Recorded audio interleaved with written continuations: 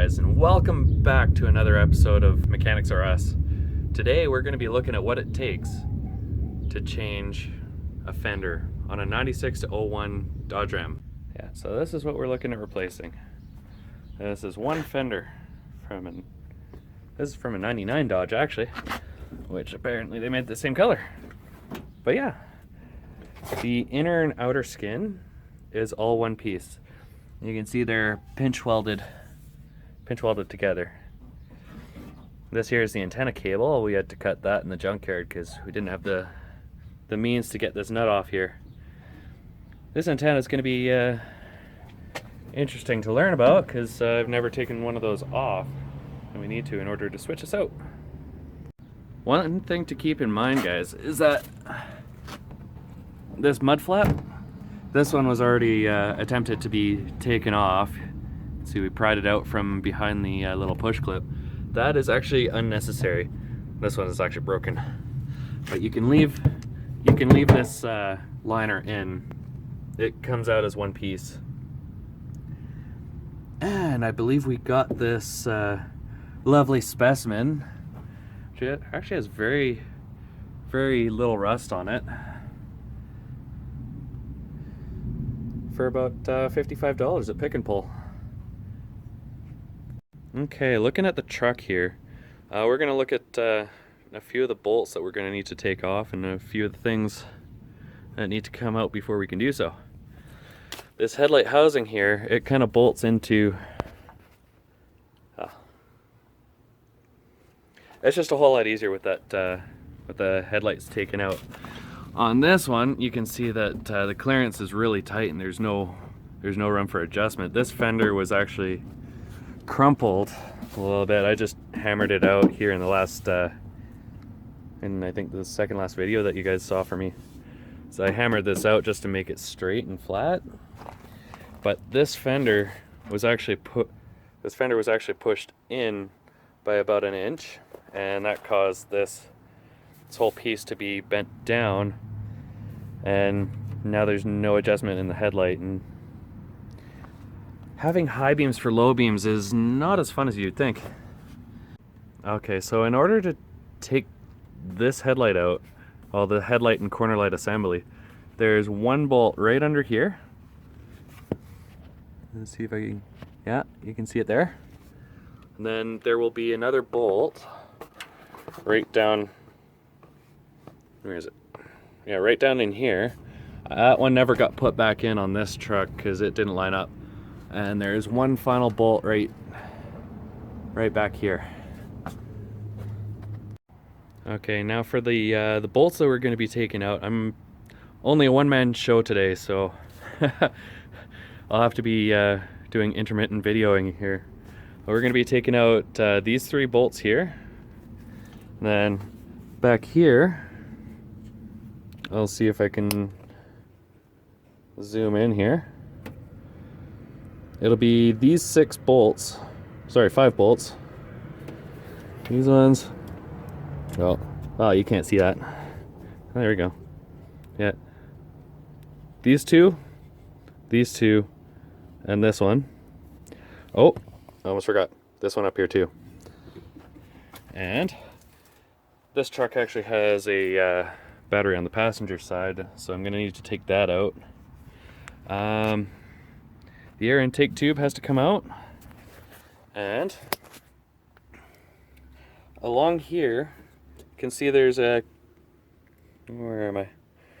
Yeah, there's a couple plastic clips, so there and there, and let's see, there is actually a bolt behind this piece right here, so we're gonna have to kind of move that out of the way a little bit. And over here, I don't know. We'll see when we get to it. One important thing to note is that whenever you're working around or on vehicles, you always want to make sure you disconnect the battery. Just like that. And if you're leaving the other battery still connected, just take the ground off of the other side and then you should be safe. I just went ahead and and got the battery out and a few of the bolts. I wanted to see, because I've never taken off one of these antennas before, so I wanted to see how they actually came off. And it turns out what I wanted to do, or what I did end up doing, is, you see how this is like a 3 keyway thing? Well, I don't have any tools for that. So what I did do is use a pair of vice grips, clamped it onto the top of this nut. You can see it's got the little ridge there. It's only the top half of this is showing. So I just put my vice grips on here. And well, if anybody comes up with a better way of taking this thing off, this sheet metal around here is a little bit flimsy, and so you can see I kind of bent it up a little bit. I might tap that back in place with a hammer and a rag, but anyways, the important thing is I can take it out, and without a lot of damage. Now what I'm going to be focusing on right now is getting this battery tray out, and also disconnecting the horns from their harnesses. I've already taken those off. And there's a bolt down here for this horn, and there's another bolt down here for this horn. They both attach to the fender and have to come out. You also want to make sure that when you're coming down, you want to disconnect your headlight and take that out. Anything that is mounted to the side of this along here, that includes the AC line, and I don't know if I can get in there. There is a sneaky little bolt hiding in behind here that also holds the fender on. That is attached to this bracket here, of which I've already taken out the 3 bolts. There, and back there. So yeah, just once you get everything out of the way, like the brackets and stuff, just start taking off the harness, and use use angle pliers like this to really get behind there and just squeeze the tabs and get connectors like this that are stuck through. Just reach behind and pop them out. Hey, I just wanted to give you guys an extra idea of how not to damage your fender. Alright, so this one I pre-soaked it with a little bit of Seafoam Deep Creep, and I'll show you what I did here. So I latched my pliers onto there, and this one just started moving around. You know, kind of work it back and forth until you can actually get it to come out of here all nice. So this is actually threaded on the inside, which is a lot nicer. And then your antenna will just plop down inside. I'm actually going to need a new antenna, because as you can see, mine kind of snapped. My antenna kind of snapped off on the inside when I went to twist it off. Anyways, okay, so I just want to share what I've done so far. You can see I've got these 3 bolts out. I've pried out the these ones are just the push type locker. These are mounted right in these little holes. Oh, there's an extra. Oh, yeah, those 2 bolts need to come out. Yeah. Anyways. This bolt here does not need to come out, because that's part of the cowl and support structure there. So this one is just for, let's get some angle. That's just for this bracket right here. That needs to come off so that we can pull the fender out this way. Anyways, I just wanted to show you one tricky bolt that you won't be able to see or really even know about until you're ready to pull the fender off. I'm just gonna hop down here. This is down the bottom of the wheel well. I'm hoping you'll be able to see this. Is that right behind? This is the mud guard, and right behind here, right up here, is going to be another bolt, and that actually bolts to the cab. I want to see if I can get the camera up in there. No, I can't. Anyway, let's try zooming in. It's not doing anything. Hey, anyways, yeah, it's right down here, right up on, right about where my finger is. Hey guys, I just wanted to give you a quick update. This one-man crew is a little, difficult to do by one person. Anyways, I just want to give you an overview of the bolts that were removed and the clips that were removed. And I've also removed the wiring harness. Alright, so I'm going to start at the top of the fender here. Now these are all 1/2 inch. So it's one there, one there. There are 3 here that are actually not 1/2 inch. These ones are actually a little bit smaller. Alright. So there is 1, 2, 3, 4, 5, 6. Those are the 2 down at the bottom. The wiring harness I've actually taken out through this hole here. Your wiring loom comes through here, and there's a wire that goes up to your headlights. Just make sure you keep track of where your wiring loom actually goes. So, it snakes up in here, snakes up and through. And for whatever reason, there's one that just goes, that terminates here and just does a little snake. I think that's probably, correct me if I'm wrong, but I believe that's a maintenance or a dealership maintenance thing. Anyways, I got that this little bracket here off. It's 1, 2, 3, 4, 5. There's 5 bolts, and this bracket sits right here like this. So you'll want to take that off. And what I did is I used my the bendy needle nose pliers here to pop this clip and this clip off. And well, since my AC system hasn't worked since I got the truck, I just pulled it and kind of pried it just a little bit out of the way so it's not putting any substantial bends on any of these. Okay, and so you can see that we've got the antenna out.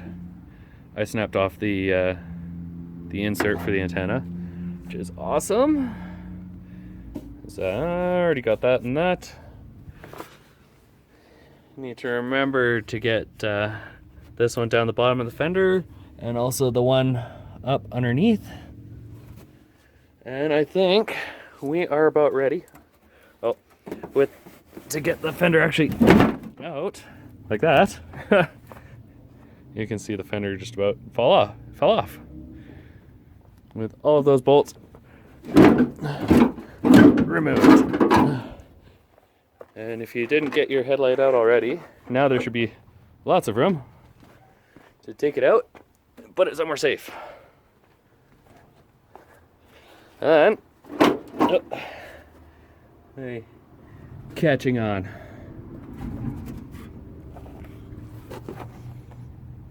It looks like I'm not really catching on anything. I just need to use a little extra manly force.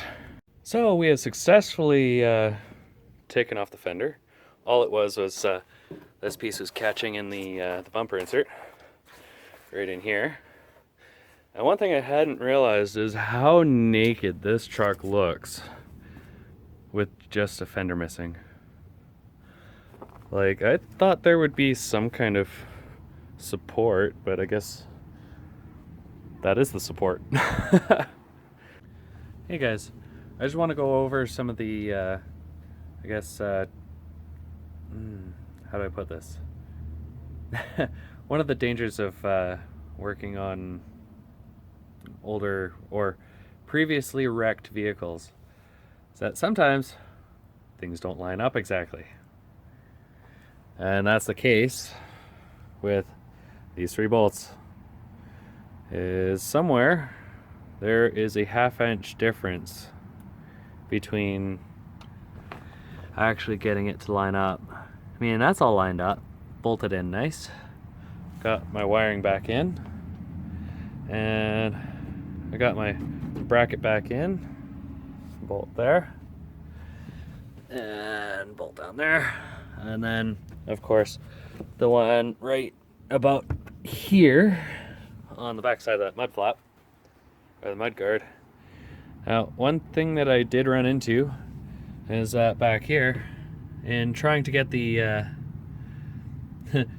bolts to line up, and you can see one of those snapped off. The other 2 are used as a wedge. This belongs down here. Anyways, those 2 bolts down here were used as a wedge to bring the fender forward. And while it doesn't line up exactly how I want, that is actually not touching, which is what I want. This is a bush truck, so I don't really care too much, but at the same time, I don't want it rusting to pieces. And so I got my battery tray back in, minus 1 bolt because this was a custom addition by the previous owner. So I just used the holes that were already in the fender and not drilled new ones. So you can see I got my whatever actuator this is. If anybody can tell me in the comments below. I'm not exactly sure. It might be an evap valve. Oh, ha! Yeah, it is. Anyways, I'm sure somebody will tell me anyway. I got my ground wire bolted up. I have my positive wire over here, ready to go. And I got those 6 in. Those 6 weren't a problem. And I guess the interesting thing is just feeding the loom back through this, feeding all this wiring, all of that stuff. A lot of this just goes into seemingly random locations, but at the same time very good. Anyways, those are back in. I'm going to throw my horns in there and there and plug them back in, and I'll be back in a sec. Well, I have in the background just been finishing up my fender. I still can't get it to line up exactly right, but again, this is a bush truck, so looks, well, not having all of the bolts doesn't exactly matter. At least this is not part of the at least this is not part of the main structure, main frame. I hate to say it though. It bugs me. Anyways, I'll give you guys a quick look at what I did. Look at that shine. And look at that non-existent rust hole now. Yeah, it's getting a little dark. So, it's not bent. There's no bolt sticking out of this side anymore.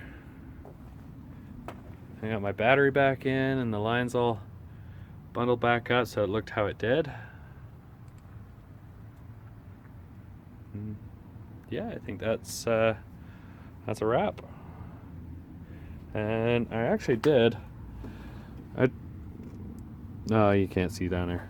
Anyways, I loosened off the 6 bolts at the front and in hopes to kind of pull this, this fender out that way a little bit, because it is sitting about a half-inch inset from the hood now. So I'm not sure if that is a difference between the sport model and the other Rams of this year, but it's kind of, well, it's either that or I have frame damage. So I'm not sure which. That's a wrap for now. Have a good one, guys. Peace.